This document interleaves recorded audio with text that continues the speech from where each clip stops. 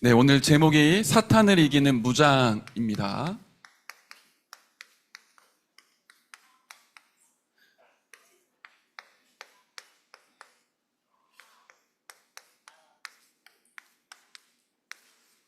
제가 뉴스를 하나 보는데 조금 기괴한 사건이 하나가 있어서 여러 군데 뉴스를 좀 이번 주에 보게 됐어요. 대구 옆에 경산이라는 지역이 있어요. 24살 친구들끼리 술 먹다가 일어난 사건인데, 그 사건을 일으킨 사람을 피의자라고 얘기를 하고, 그 사건을 당한 사람을 피해자라고 얘기를 하잖아요. 이 피의자 집에서 피해자 2명, 다 친구예요. 중학교 때부터 친구였대. 3명이 이제 술을 함께 마시게 되는 겁니다. 이 청년들 나이가 24살, 이제 막 갓 군대를 전역한 친구들도 있었다고 하고요. 술을 마시는데 이 피의자, 그러니까 사건을 일으킨 이 친구가 술만 마시면 사람들 막 괴롭히고 막 힘들게 하는 그런, 우리가 흔히 얘기하는 술 주정을 하는 사람이었다고 해요. 이 피해자들이 이제 이 피의자한테 술을 먹다가 당한 거야. 막 술 먹다가 서로 언쟁이 오갔는지 이 사건 일으킨 사람이 친구들 막 볼을 핥다가 이제 입으로 깨물고 막 몸을 다 막 깨물어서 아예 살점이 떨어져 나갈 만큼, 막 얼굴이 막 피범벅이 될 만큼 이렇게 친구를 막 물어 뜯은 거예요. 한 명이 지금 물어 뜯겨서 막 당하니까 같이 먹고 있던 친구가 좀 말렸나 봐요. 한 명은 술 너무 많이 취한 상태로 물어 뜯김 당하다가 방으로 들어가서 잠을 청했고, 이제 이 피의자랑 한 명 피해자가 이제 서로 이제 좀 언쟁이 오갔나 봐요. 그래서 물어 뜯김 당하고 폭행을 당하는 이 친구가 그 또래 친구들한테 연락을 한 거예요. 지금 이제 얘가 자꾸 나를 이제 물어 뜯고 나를 때린다. 너무 힘들다, 아프다. 이 통화를 하는 그 친구들이 이 사태가 심각하다라는 걸 좀 느꼈어요. 당하고 있는 친구가 너무 고통스럽게 얘기를 하고, 영상통화를 하면서 피의자가 횡설수설을 하는 거예요.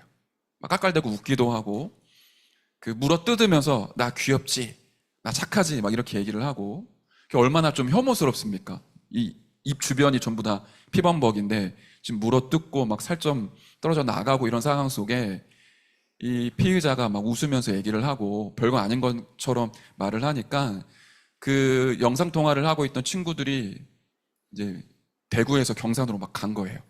그리고 다시 연락을 했대요. 다시 연락을 하는데 전화기 켜져 있는 상태로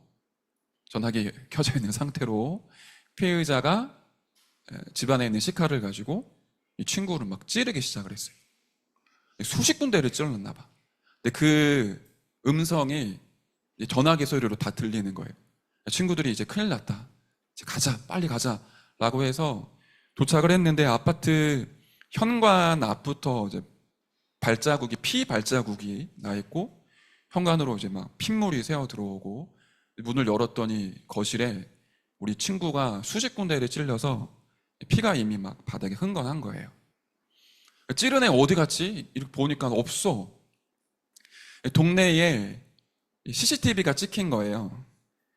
이 칼로 찌른 얘가 온몸에 문신을 하고 있는 이제 덩치가 좋은 친구인데, 아무것도 거치지 않고, 그러니까 진짜 완전히 발가벗은 상태로 동네를 돌아다니다가 편의점에 들어가서 바나나 우유 하나 훔쳤어.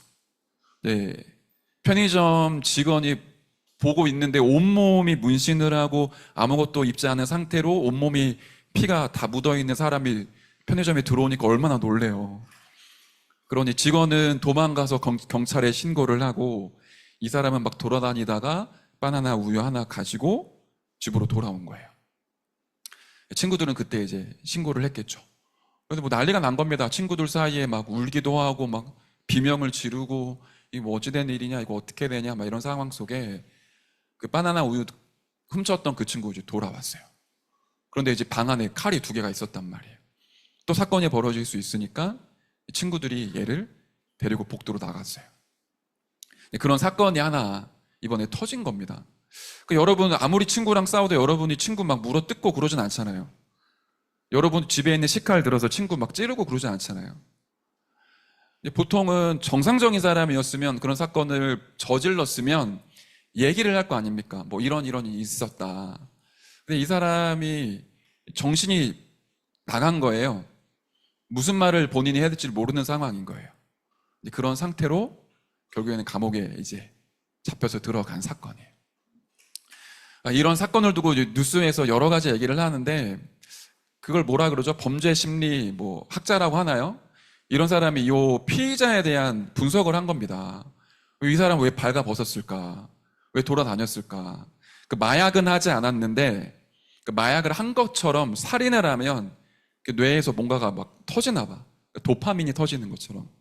그러니까 몸이 실제 열이 나는 게 아닌데 몸이 너무 뜨거운 것 같은 느낌에 다 벗은 거고 지금 정신이 이제 왔다 갔다 하는 상태다. 뭐 이런 얘기를 하더라고요. 그런데 저는 그 사건의 얘기를 쭉 들으면서 뭐가 느껴졌냐면 모두 다 사탄한테 끌려다닌 거다. 그러니까 그 현장 자체가 사탄의 놀이터가 된 거고 주범은 이 칼로 찌른 이 친구겠지만 모두가 사탄에게 지금 노란한 사건이다. 그러니까 사람이 그냥 사람을 찔러 죽이지 않습니다. 뭔가가 완전히 덮쳐져야 사건이 일어나는 거예요. 그냥 일반적인 사람이 커터칼을 가지고 자기 살을 이렇게 긁으면 어떻죠? 아파요. 여러분 손톱 잠깐만 들리거나 여러분 발톱 뽑은 사람 있어요? 들려서? 그거 진짜 아프거든요. 근데 칼로 자기를 자해를 한다? 칼을 가지고 누군가를 찌른다? 그게 일반적인 사람으로는 행하기가 굉장히 어려워요. 이 뭔가가 덮치지 않으면 그런 사건이 벌어지지 않아요. 제가 이 얘기를 왜 하냐면 눈에 보이지 않지만 사탄이 존재합니다. 악한 영들이 활동을 하고 있어요.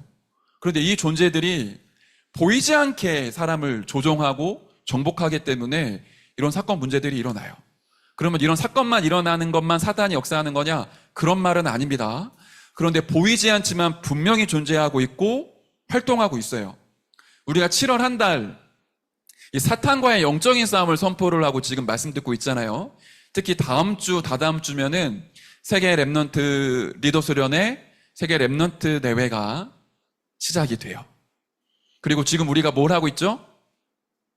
우리 교회 여름 성경학교 또 우리 청소년국은 랩넌트 캠프를 하고 있어요. 그런 와중에 하나님이 지금 이 메시지를 주신 거는 굉장히 숨은 의미가 있는 겁니다. 우리가 사탄과 영적인 싸움을 싸워야 될 이유를 발견해야 되고요. 사탄과 100번 싸워서 100번 이길 수 있는 무장을 오늘부터 다시 시작을 해야 됩니다. 제가 앞서서 계속 말씀드렸잖아요. 실제로 존재하고 있고 실제로 활동하고 있는데 보이지 않기 때문에 우리가 몰라요. 그리고 사단이 모든 불신자들을 끌고 다니고 무너뜨리지만 특히 공격하는 대상이 있다고 메시지로 전달을 했죠. 누굴 공격합니까? 나를 공격하는 거예요. 여러분을 공격해요. 랩넌트를. 여러분만 막으면 다 장악한 거거든요. 지금 사탄은 지구상에 70억 중에 조금 오버스러운 표현일 수도 있지만 70억 인구 중에 99.9%를 장악했어요. 아직 장악 못한 사람들이 있어. 그게 0.0001%의 복음 가진 남은 자 랩넌트예요. 그러니까 여러분만 장악하면 온 지구가 사탄의 것이에요. 사탄은 거의 다 했거든. 그런데 여러분만 공략을 못했어요. 그리고 여러분만 막으면 사단은 계속 세상을 멸망으로 끌고 갈 수 있어요. 그러다 보니까 사단이 모든 사람들에게 공격하고 역사하지만 사단이 주로 공격하는 영적인 가장 강력한 공격 대상, 절대로 함락하지 못하는 대상이 복음 가진 랩넌트라는 거. 그 말은 여러분에게 공격한다라는 겁니다. 기억하고 있어야 돼요. 그런데 사단이 어떻게 공격을 하냐면 집을 지어요. 이 예수님이 하신 말씀이에요. 마태복음 12장 28절에서 30절에 보면 예수님이 집에 대한 얘기를 합니다. 여러분 마음에 사단이 집을 지어요. 왜 짓죠? 들어가 살려고. 여러분을 정복해야 되니까. 그걸 다른 표현으로 우리가 망대 이렇게 얘기를 했어요.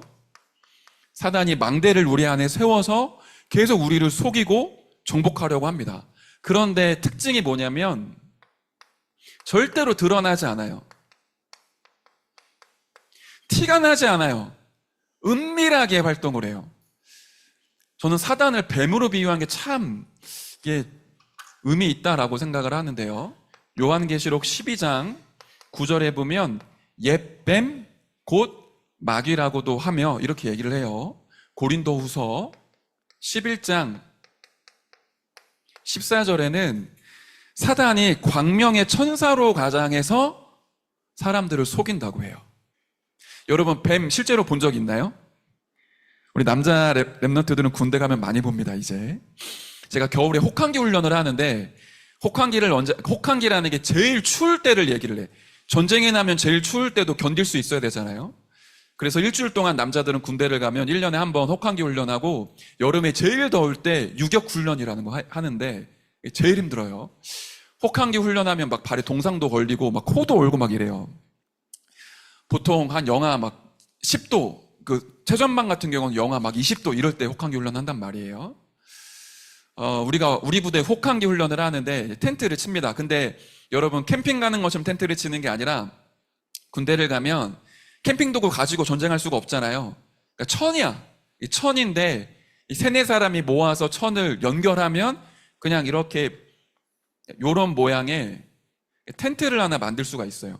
그리고 바닥에는 이 천을 깔고 자는 거예요. 그러니까 겨울에 막 텐트 만든다고 막 땅 파갖고 뭐라 그래요? 막대 세우고 천 연결하고 이러고 이제 훈련을 받는데 그 지대 중에 제일 따뜻한 곳이 어디겠어요? 그래도 천막 친 곳이잖아. 거기 들어가면 좀 따뜻한 거예요. 그리고 군인들이 뭘 혹한기 때 많이 갖고 있냐면 이렇게 따뜻하게 해주는 거?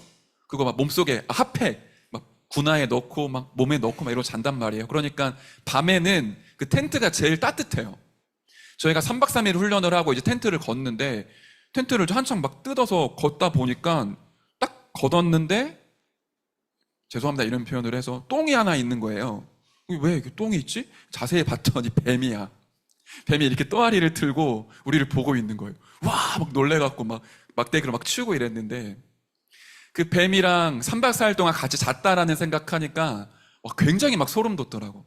근데 이 뱀이 우리 텐트 안에 들어올 때 말하고 들어오나요? 나 이제 들어간다. 조심해. 나 너희들이랑 3박 4일 같이 살 거야. 그걸 얘기 안 해요. 아주 은밀하게 보이지 않게 들어와요. 그러니까 여러분이 뱀을 잘 못 보는 이유는 뱀은 절대로 자기를 드러내지 않아요. 사단이 자기 존재를 절대로 드러내지 않습니다. 굉장히 은밀하게 여러분을 파고 들어와요. 그리고 희한하죠. 뱀이 혀가 있잖아요. 뱀이 혀가 어떻게 돼 있죠? 이렇게 두 갈래로 나눠져 있잖아요. 그래서 거짓말하는 사람들을 뭐라고 얘기하죠? 뱀의 혀라고 얘기합니다. 사단은 두 가지 얘기를 해요. 거짓말을 해. 광명의 천사로 속이면서 우리를 장악하기 위해 가장 좋은 것을 가지고 파고 들어와요. 그래서 여러분이 느낄 때, 야, 너무 좋다. 야, 너무 기쁘다. 아, 너무 좋은데? 그렇게 느끼는 걸 가지고 여러분 마음과 생각에 집을 짓습니다. 그래서 사탄이 뭘 장악한 거냐면 저와 여러분이 제일 좋아하는 문화라는 걸 장악을 한 거예요. 문화로 파고 들어오면 거의 다 넘어가거든. 문화라는 게 뭐냐? 잘 생각해봐요. 한 마을에 눈 2개 있는 원숭이가 살고 있었는데 어느 날 눈 2개 있는, 그러니까 정상인 거잖아요. 원숭이 눈 몇 개 있어요? 3개 있나요? 하나 있어요? 2개 있죠? 여러분 눈 몇 개 갖고 있어요? 2개 있잖아요. 눈 2개 원숭이는 정상인 건데 정상적인 원숭이 마을에 어느 날 눈 하나인 원숭이가 들어왔어. 그때는 눈 하나인 원숭이를 보고 이 원숭이들이 야 저기 애꾸 왔다 뭐 이런 식으로 얘기를 했겠죠. 그러나 어느 날 이 마을에 또 눈 하나인 원숭이가 들어왔어요. 그러더니 눈 하나인 원숭이들끼리 눈이 맞아서 이제 애를 낳고 애를 낳더니 또 눈 하나인 원숭이야. 시간이 지나다 보니까 이 마을에 점점 눈 하나인 원숭이들이 많아져. 나중에는 눈 하나밖에 없는 원숭이가 마을의 90%, 99%를 차지했어요. 그러다가 어느 날 이 눈 하나인 원숭이 마을에 누가 들어왔을까요? 정상적인 눈 2개인 원숭이가 딱 들어왔어. 그때는 마을 분위기가 어떻죠? 눈 2개인 원숭이 보고 얘기하는 겁니다. 저기 이상한 친구 왔네. 원래 눈 하나밖에 없어야 되는데 쟤는 왜 눈 2개가 있지? 그런 흐름을 바뀌었어. 이게 문화예요. 틀린 거라도 좋은 것들이 계속 퍼지다 보면 그게 진리처럼 바뀌어요. 그런데 사탄이 왜 문화를 선택했을까요? 복음이 가짜라는 걸 계속 여기에 만들어내. 거기에 우리가 알게 모르게 휩쓸려 다니는 거예요. 그래서 우리 마음에 집을 짓고 정복하고 장악을 한다. 그래서 지금 성경에 뭐라고 계속 얘기를 하냐면 우리 렘넌트들에게 하나님 주시는 메시지입니다. 이 사탄과 영적인 싸움을 하는 거다. 영적인 전쟁을 해야 된다. 이거를 사도들이 다 같이 똑같이 얘기합니다. 베드로도 이 얘기를 해요. 베드로전서 5장 7절, 8절에 보면 사단이 누구인지를 얘기를 해요. 그래서 모든 염려를 주께 맡기라. 너희 대적 마귀가 우는 사자와 같이 삼킬 자를 두루 찾아다닌다.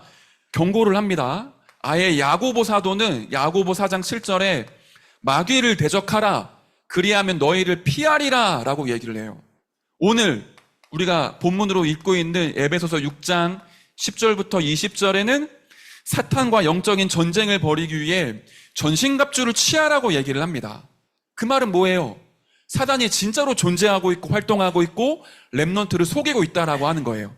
그런데 이번 주에 여러분 한번 곰곰이 생각해 보세요. 여러분에게 가장 좋은 걸 주며 영적인 거 빼앗아 갑니다. 티가 나지 않아요. 은밀해요. 그런데 내 안에 사단이 집을 지어서 같이 산단 말이에요. 그거 얼마나 소름 돋아요. 그 존재가 어떻게 내게 역사하는지 여러분이 묵상하면서 찾아내시고 어느 부분이 사단의 통로인지 이번 주에 확인해 보시길 바라요. 다시 한번 메시지 정리를 합니다. 사단이 실제로 존재하고 활동합니다. 그래서 사단이 뭘 만든다고요? 우리 안에 망대를 만들어요. 절대 여러분과 제가 복음 누릴 수 없도록 기도할 수 없도록 망대를 만드는데 이게 첫사람이었던 아담과 하와 때부터 지금까지 역사 일에 한 번도 끝난 적 없이 계속 반복이 돼요. 지지난주에 얘기했죠? 메시지를 심어요. 어떤 메시지를? 너는 하나님 없어도 괜찮아. 예배 대충 드려. 기도 안 해도 괜찮아. 살만하잖아. 그러니까 여러분 주변에 그런 걸 또 자꾸 보여줍니다. 복음 없이 기도 축복 못 누리는데 돈 많이 버는 사람, 행복해 보이는 사람. 여러분 페이스북, 트위터, 그건 너무 인스타그램 많이 하죠. 그 인스타그램에 사람들이 많은 팔로워를 가지고 있는 사람들을 뭐라 그러죠? 예, 인플루언서라고 얘기하잖아요. 그런 사람들이 대체로 뭘 자랑하던가요? 저는 인플루언서 중에 진짜 가치 있는 걸 가지고 이렇게 다른 사람들에게 그런 내용들을 전달하는 사람을 많이 못 봤어요. 거의 다 나를 이렇게 좀 멋있게 보일 수 있도록 뭔가를 치장하는 것에 많이 치중되어져 있더라고요. 좋아 보이죠? 좋아요. 근데 그 속에 하나님 없는 나라는 메시지가 숨겨져 있다고요. 너도 하나님 없이 공부 대충 하고 돈 열심히 벌어서 돈 많이 벌면 나처럼 이렇게 살 수 있어. 이런 메시지가 있잖아요. 근데 이게 보이지 않지만 사단이 만들어 놓은 문화의 흐름 속에 전부 다 같이 끌려가는 겁니다. 그러니까 제대로 봐야 돼요. 여러분이 자주 보는 드라마, 영화 그냥 보면 와 진짜 재밌다. 이번에 킬러들의 쇼핑몰 2 나온다는데 꼭 봐야지. 그거 그냥 보면 안 돼요. 그 속에 사탄이 여러분에게 심고자 하는 메시지가 있다고요. 하나님 없어도 넌 충분히 행복해. 너는 혼자서도 잘할 수 있어. 그게 우리 안에 계속 쉽게 말하면 세뇌되는 거예요. 여러분이 보이지 않게 사탄에게 가스라이팅 당하는 겁니다. 당하는데 이게 너무 좋아. 그러니까 끌려다녀요. 그걸 태초부터 지금까지 계속하고 있는 겁니다. 그래서 뭘 만드냐? 영적인 건 아무것도 모르도록 만들어요. 여러분이 영적인 황제면 영적인 부분은 써미셔야 되거든요. 영적 서밋으로 부르고 영적인 부분은 가장 똑똑하고 영적인 부분은 가장 능력 있는 진짜 세상을 움직일 수 있는 황제로 불렀는데 사단은 육신적인 거 계속 먹이면서 영적인 거 빼앗아 갑니다. 옛날에 우리나라는 개장수라는 직업이 있었어요. 알아요? 지금은 우리나라의 보신탕집이 전부 다 없어졌잖아요. 그래서 염소탕으로 많이 바뀌더라고요.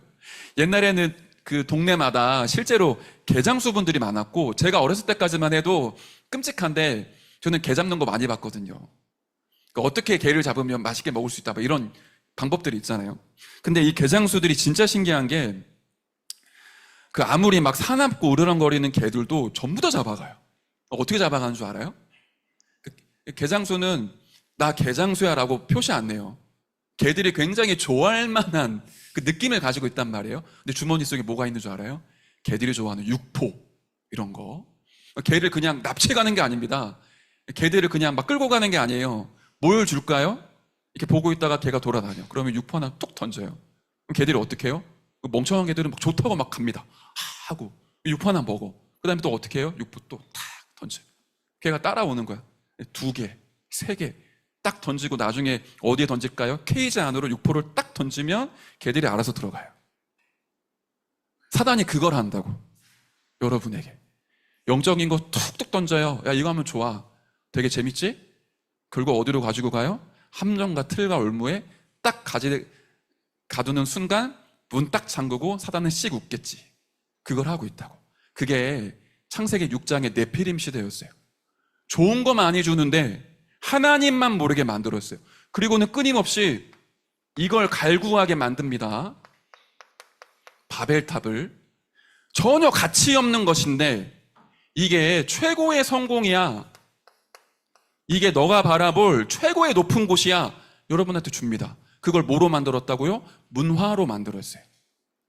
마치 좋은 대학 안 가면, 못 가면 실패자인 것처럼, 이쁘고 멋있는 남자랑 결혼 안 하면 인생 끝난 것처럼, 내 손에 샤넬 쇼핑백이 없고 여러분 자동차 살 때 나중에 BMW, 벤츠 이런 차 안 사면 인생 끝난 것처럼 여러분의 마음과 생각에 뭔가를 계속 심어요. 가치 없는 것에 여러분의 인생을 걸게 만든다고요. 그걸 향해 달려가도록 만들고 있어. 그런 문화가 전부 다 만들어졌어요. 그러니까 진짜 하나님이 주신 나의 것 찾아 하나님이 예비하신 현장으로 가기 위해 공부하는 게 아니라 친구들이 공부하고 좋은 대학 가니까 나도 공부하는 거예요. 나도 그들과 똑같아야 될 거 아니에요. 그들보다 낫지는 못해도 따라가긴 해야 될 거 아니에요. 그 메시지를 여러분이 심고 있다니까요. 근데 모르잖아요. 그냥 공부하잖아. 그냥 놀잖아요. 아무 생각이 없잖아요. 그때 여러분 안에 집을 짓고 하나님 없이 딱 나로 살아가게 만들어요. 그러니까 교인들이 어떻습니까? 주일날 교회 갈 때는 교인이에요. 헌금 준비해, 성경책 준비해, 딱 모습도 웃는 모습 딱 포장해. 주일날 교회 올 땐 서로 막 반갑죠. 현장 나가면 어때요? 불신자보다 더 불신자처럼 살아요. 왜 그럴까요? 하나님이 주신 축복들이 있는데 싸그리 사단한테 다 빼앗긴 거예요. 기도하지 못하니까 하나님 자녀가 누려야 될 진짜 영적 축복, 세상을 살릴 수 있는 권세, 사단에게 전부 다 빼앗기고 세상 사람들이 살아가는 방법 그대로 따라간다고요. 그러니까 어떨 때는 기독교인이 불신자보다 더 거짓말 많이 하고 더 사람 많이 속이기도 해요. 주신 축복이 뭔지를 모르니까. 근데 이걸 사단이 기가 막히게 잘합니다.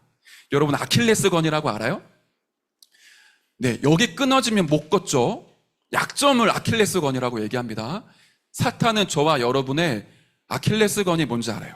이것만 딱 건드리면 얘는 100% 넘어져. 얘가 아무리 뭐 수련회 가고 집회 가고 WRC를 가도 여기만 딱 건드리면 얘는 바로 내가 끌고 갈 수 있어. 그걸 사탄이 알아요. 이길 수 있습니까? 못 이겨요.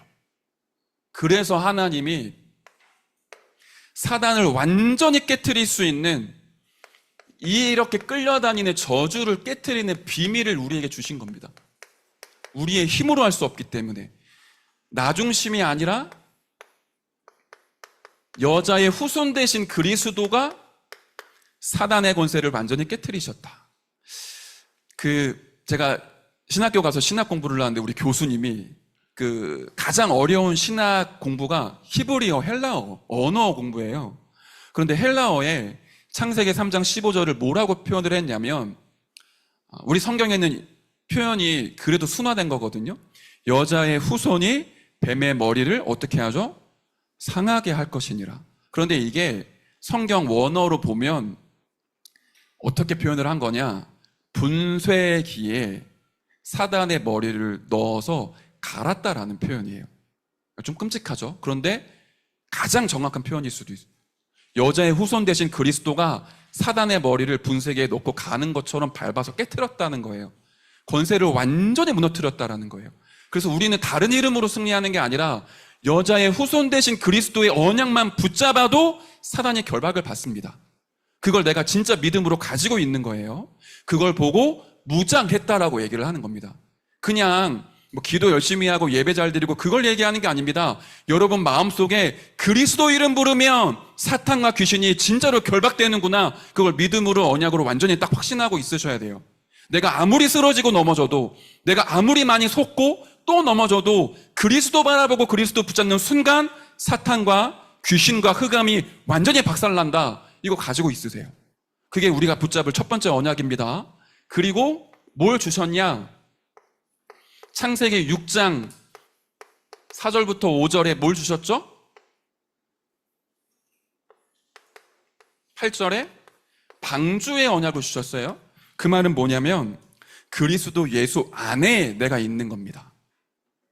이 말 이해돼요? 예수 그리스도 안에. 저는 솔직히 제가 목회자이지만 하나님 앞에서 고백하자면 저는 불신앙할 때도 좀 있고요. 그 마음 생각이 불안할 때도 있었고 염려가 생길 때도 있어요. 근데 언제 제가 가장 행복하고 평안하고 힘이 나냐면 이때예요. 언제든지. 그리스도 안에 있을 때. 언제든지. 내가 아무리 많이 불신앙해서 쓰러져도 하나님이 한 번도 나를 포기하신 적이 없어요. 한 번도 나를 용서하지 않으신 적이 없어요. 한 번도 나에게 시선을 돌리신 적이 없으세요. 언제든지 하나님 그 자리에 계셨고 나를 보고 계셨고 내가 주님 바라보면 용서하시고 힘을 주시고 회복시키시는 분이세요. 근데 그 그리스도 예수 안에 있을 때 가장 안전합니다. 바깥은 폭우와 홍수와 재앙 심판이 들이닥쳐도 방주 안에 들어가 있으면 사는 것처럼 저와 여러분의 영적 상태가 그리스도 예수 안에 있을 때 가장 안전합니다. 근데 사단이 이거를 빼앗아가요. 그리스도 없어도 괜찮아. 너 스스로 충분해. 이게 새빨간 거짓말이에요. 자, 이 창세기 11장의 성공을 깨트리는 하나님이 주신 비밀은 내 안에 그리스도의 복을 주시고 이 복을 천하 만민에게 전달하는 겁니다. 그래서 우리에게 참된 응답은 세계복음화예요. 우리 인생의 최대의 목표가 모든 민족에게 하나님이 주신 복음으로 살려내는 거예요. 여러분의 성공의 이유가 이걸로 바뀌시면 사단에게서 해방받습니다. 이 언약을 붙잡고 이 그리스도와 세계복음화라는 언약을 붙잡고 오늘 이제 무장하는 겁니다. 우리가 이걸 전신갑주라고 얘기를 하죠.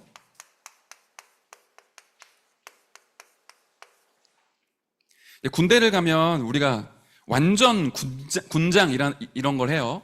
진짜로 전쟁날 준비를 하고 다 갖추는 거예요. 뭐 방탄 헬멧 쓰고, 이거 헬멧 왜 쓰냐면 이 방탄 헬멧 진짜 좋은 헬멧은 총알이 이렇게 비껴 나갑니다. 맞아도 튕겨 나가요. 또 뭐 있죠? 요즘에는 진짜 군인들 많이 좋아져서 방탄 조끼 같은 거 입더라고요. 아, 진짜 많이 시대가 바뀌었구나 싶은데, 그리고 방탄 조끼에도 그 탄약을 넣지만 옛날에는 이거 제가 생각이 안 나요. 이름이 그 벨트가 있는데 뭐였죠? 우리 군대 간 남자분들 이 벨트에 수통 달고 대검 꽂고 탄약 넣어야 돼. 그다음에 신발은 뭐 신죠? 군화 신어요. 어디든지 갈 수 있어야 되니까. 그리고 옷은 뭐 입죠? 이런 거 옷 입고 다니면 바로 표적돼요. 위장복, 나무 색깔 비슷한 거. 그러니까 군인이 반드시 전쟁을 치르려면 무장을 합니다. 우리가 지금 어떤 상태예요? 사단과 휴전했나요? 아닙니다. 지금은 전쟁 상태입니다. 사단이 여러분 한 명 한 명 공략하기 위해 보이지 않게 역사한단 말이에요. 그래서 바울이 이 얘기를 한 거예요. 그리스도로 무장해라. 전신갑주 입어라. 그래서 오늘 에베소서 6장 14절부터 17절에 보면 무장해야 될 여러 가지 것들이 나와요. 근데 여러분 이거 그냥 안다고 생각하지 말고 한번 묵상해 봅시다. 첫 번째가 뭐죠? 머리에 뭐를 써요? 구원의 투구. 이 머리에 왜 쓸까요? 그리고 구원이라고 하셨어요. 다시 말하면 구원의 확신을 얘기하는 거예요. 이게 가장 근본이죠. 내가 구원 받았나? 나 구원 안 받았나? 그럼 사단에게 100% 넘어집니다. 아, 그리스도를 믿는 하나님의 사람, 그리스도가 내주하신 나는 하나님의 자녀가 됐구나. 그러면 나의 힘의 공급처는 하나님의 나라 보자며 하나님이 나를 지키시는 거구나. 여기에 대한 확신을 가지고 있어야 돼요. 사단이 아무리 많이 공격해도 그리스도 이름 부르면 승리할 수 있다. 그게 첫 번째 구원의 확신이에요. 가슴에 뭐를 붙이죠? 의의 흉배. 다시 말하면 지금으로 얘기를 했을 때 방탄조끼 같은 거죠. 이게 가슴에 붙이는 거예요. 구원에 대한 감사입니다. 내 마음에 진짜 구원받은 것에 대한 감사로 무장하는 거예요. 그러며 진리의 허리띠, 진리의 띠 이렇게 얘기를 했죠. 우리의 중심을 얘기합니다. 내 마음 깊은 곳에 하나님의 말씀을, 진리의 말씀을 계속 채워놓는 거예요. 또 뭐가 있죠? 믿음의 방패.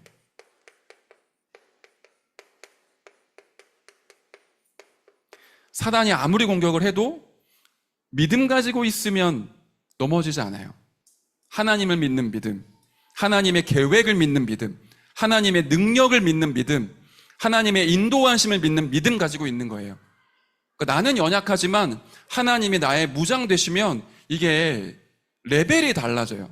우리 게임 좋아하는 친구들은 그 아이템 구하는 거를 굉장히 소중하게 여기잖아요. 어떤 아이템을 내가 구하느냐에 따라 나의 게임의 그 캐릭터 레벨이 달라지잖아요. 그런 거라고 생각하세요. 나는 진짜 힘이 없고 연약한데 그리스도로 무장하면 무장할수록 싸움의 레벨이 달라지는 거예요. 또 뭐가 있죠? 어디든지 가야 돼요. 평안의 복음이 예비한 신발. 이 신발을 신고 세계복음화하는 모든 여정을 우리가 가는 겁니다. 자, 여기까지는 다 사단이 역사를 하면 방어를 하는 무기예요. 그리고 특징이 뭘까요? 무장이 안 되는 곳이 하나 있어요. 어디가 무장이 안 될까요? 생각해봐요. 머리, 가슴, 띠, 방패, 신발 다 했어. 이제 뭐가 우리에게 무장이 안 될까요? 네, 등. 등은 무장이 없어요. 왜 그럴까요? 우린 사단에게 등 보이지 않아요. 도망가지 않아요. 포기하지 않아요.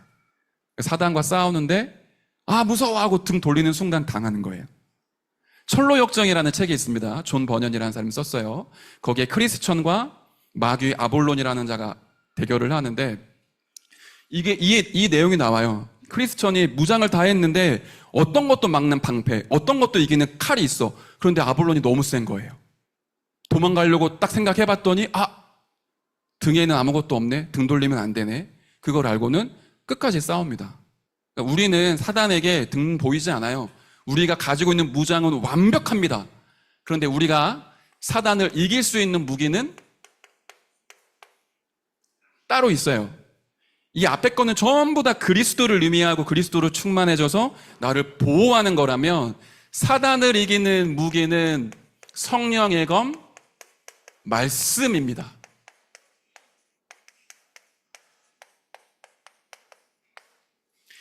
마태복음 4장에 보면 예수님이 40일 금식 기도를 하는데 마귀가 감히 찾아와서 예수님을 시험하죠. 그때 예수님이 마귀 멱살 잡고 흔들어서 결박시킨 게 아니에요. 뭐로 하죠? 말씀으로 꺾어요. 그걸 우리에게 친히 보여주신 거예요. 이 말씀의 능력 앞에 사단이 무릎 꿇는다는 것. 그래서 히브리서 4장 12절에는 뭐라고 되어 있냐면 하나님의 말씀이 힘이 있고 살아있는데 좌우의 날선 어떤 검보다도 예리하다. 이 말 이해돼요? 칼이 두 종류죠. 검, 도 할 때 검은 이렇게 요 날이 양쪽에 있어요. 그걸 검이라고 하고 도는 이 한쪽에만 날이 있는 걸 얘기를 해요. 성경이 뭐라고 얘기했죠? 좌우의 날선 어떤 검보다도 예리하다. 그러니까 여러분 그냥 칼 이렇게 휘둘리면 사단이 다 결박돼요. 그 정도로 능력 있는 무기를 말씀으로 주신 거예요. 바울은 뭐라고 얘기를 했냐? 고린도 후서 10장 4절부터 5절에 하나님을 대적하여 높아진 모든 이론, 하나님을 대적하는 모든 사단의 견고한 진을 이기는 것은 하나님의 능력뿐이다. 그 능력이 뭐죠? 말씀으로 무너뜨리는 겁니다. 그래서 여러분이 이번 주에 뭘 해야 되냐면은 이 말씀 붙잡고 이 말씀 속으로 들어가세요. 사도행전 19장 20절에 그 지역이 우상숭배로 가득한 지역이 있는데 바울이 여기서 뭘 펼치냐? 말씀 운동을 펼칩니다. 그래서 그 우상의 문화를 완전히 깨트리고 흑암을 발 앞에 무릎 꿇게 만들었어요. 그때 19장 20절에 뭐라고 표현되어 있냐면 주의 말씀이 힘이 있어 흥왕하여 세력을 얻으니라. 그 말씀이 전체 지역에 흑암을 꺾고 하나님의 나라를 세운 겁니다. 자, 오늘 전신갑주 얘기를 했어요. 다시 정리를 할게요. 사단이 여러분에게 뭘 빼앗아가냐? 육신적인 거 자꾸 주면서 영적인 감각, 세포 전부 다 없애집니다. 뭘 못하게 할까요? 기도만 할 수 없도록 방해합니다. 렘넌트가 하나님과 함께하는 기도 속에 있으면 모든 게 끝이에요. 근데 기도가 뭔지 모르게, 기도할 수 없게, 기도되어지지 않게, 그러면 당연히 영적으로 황폐해지고 마음 생각 어두워지고 생각 복잡해지고 결국에는 몸도 아픕니다. 무기력과 무능에 빠져요. 이상하게 우울해. 자꾸만 실패가 반복돼. 하나님의 자녀는 절대로 망할 수 없습니다. 그런데 다른 기적이 생기는 거예요. 망할 수 없는데 자꾸 망하는 길로 끌려가. 기도만 못하게 하는 거예요.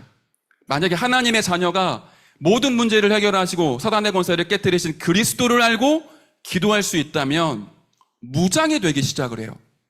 내 몸을, 내 영혼을 보호하는 그리스도의 것으로 자꾸 내 안에 채워지기 시작을 합니다. 마지막 전신갑주의 특징이 있어요. 뭘까요? 온몸을 다 무장하는 거예요. 그래서 여러분의 머리부터 발끝까지, 외면에서부터 내면 깊은 곳까지 그리스도와 하나님의 말씀으로 완전히 충만해지는 겁니다. 또 특징이 세상의 것이 아니에요. 이런 거는 학교에서 못 배워요. 여러분이 과외를 아무리 비싼 걸 해도 절대로 가르쳐 줄 수 없고 보여줄 수도 없습니다.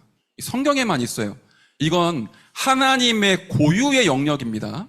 하나님만이 주실 수 있는 무장이에요. 내가 무장해야지 그 마음도 중요한데 이거는 하나님이 주시는 거예요.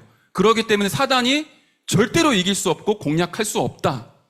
하나님을 바라보기만 하면 나도 모르는 사이에 머리부터 발끝까지 그리스도로 무장되기 시작을 해요. 그리고 나중에 더 나아가 여러분이 말씀이 채워진 상태로 여러분이 잡혀있는, 그러니까 여러분이 붙잡은 그 말씀을 세상에 선포하고 전달하면 가정, 지역, 여러분이 있는 학교의 흑암의 망대, 사단의 견고한 진이 무너지기 시작을 해요. 우리 이번 주 렘넌트 캠프로 인도를 받습니다. 우리 16개 교구 전체 우리 중고등부 렘넌트들이 함께 모여 현장을 장악하는 렘넌트 캠프로 인도를 받는데 여러분 마음에 이 기도 제목을 담으세요. 내가 있는 학교에 나는 그리스도의 전신갑주를 입어 흑암의 권세를 깨트릴 파수꾼이다. 내가 있는 학교에 말씀 운동을 일으켜서 사단과 흑암의 견고한 진을 완전히 무너뜨릴 것이다. 여러분 지금부터 그 기도 제목 품고 렘넌트 캠프로 모이세요. 그리고 이번 주에 이 전신갑주, 사탄을 이기는 무장, 이 메시지를 한 번만이라도 묵상해 보세요. 말씀이 나에게 어떻게 적용되어질지 여러분이 사단의 통로를 다 한번 확인해 보시고 사단의 통로를 완전히 무너뜨릴 하나님의 말씀을 언약으로 붙잡으시길 바랍니다.